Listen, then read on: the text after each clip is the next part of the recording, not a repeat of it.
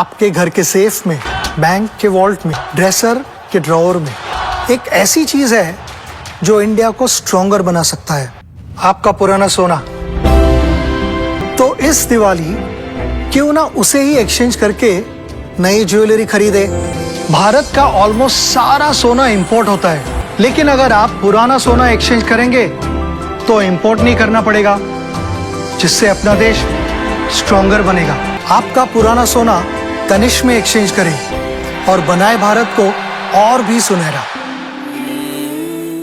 जय हिंद, मैं नैना न्यूज अनुमान 24/7 में आप सभी का स्वागत करती हूं। डायरेक्टरेट ऑफ शिपिंग सर्विसेज यानी डीएसएस ने अंडमान एवं निकोबार एडमिनिस्ट्रेशन के तहत एक बड़ा कदम उठाया है ताकि द्वीपों के बीच हार्बर कनेक्टिविटी को और भी मजबूत किया जा सके। इसके तहत डीएसएस ने घोषणा की है कि 3 नई 50 पैसेंजर वेसल को चार्टर कर रहे हैं, जो जल्द ही डिगलीपुर, लॉन्ग आइलैंड और ननकौनी रीजन के लिए इनलैंड वाटरवेज में तैनात की जाएगी।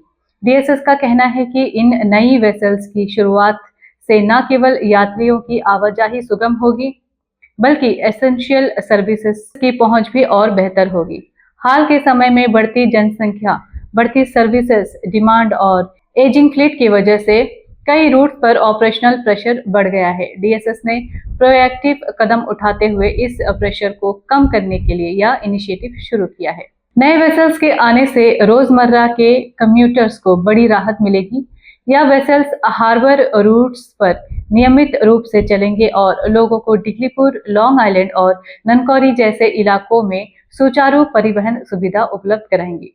डीएसएस ने कहा है कि यह पूरा कदम उनके उस विजन का हिस्सा है जिसके तहत वे स्मूथ, रिलायबल और टाइम बाउंड मैरीटाइम कनेक्टिविटी सुनिश्चित करना चाहते हैं।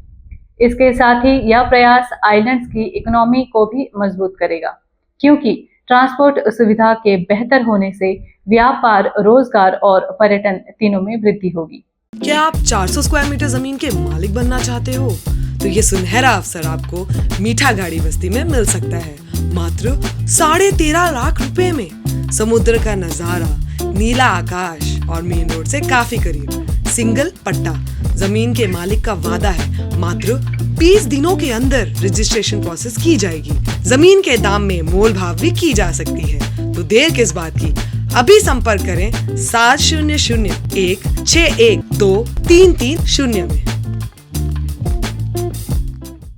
एडमिनिस्ट्रेशन ने इस परियोजना को ऑपरेशनल करने के लिए 3 दिसंबर 2025 को अंडमान एवं निकोबार एडमिनिस्ट्रेशन के ऑफिशियल प्रोक्योरमेंट पोर्टल eprocure.andaman.gov.in पर टेंडर नोटिस भी प्रकाशित किया है, ताकि कॉम्पिटेंट फर्म इसमें भाग ले सके। डीएसएस ने स्पष्ट किया है कि यह इनिशिएटिव न केवल सेवा स्थिरता बढ़ाएगा, बल्कि पूरी मैरीटाइम सिस्टम की एफिशिएंसी को भी नई ऊंचाई पर ले जाएगा।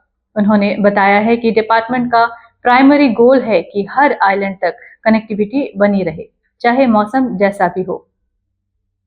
डीएसएस ने अपने प्रेस रिलीज में यह भी कहा है कि उनकी टीम हमेशा यह सुनिश्चित करने में लगी रहती है कि लोगों को सुरक्षा, तेज और वेलफेयर ओरिएंटेड मैरीटाइम सर्विसेज मिले।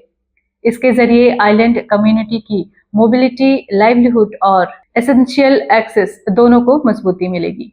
यह स्टेप दरअसल डीएसएस के कमिटमेंट को रीइंफोर्स करता है, यानी उनका वादा कि अंडमान एवं निकोबार आइलैंड के हर हिस्से तक जीवन की बुनियादी सुविधाएं निर्बाध रूप से पहुंचे।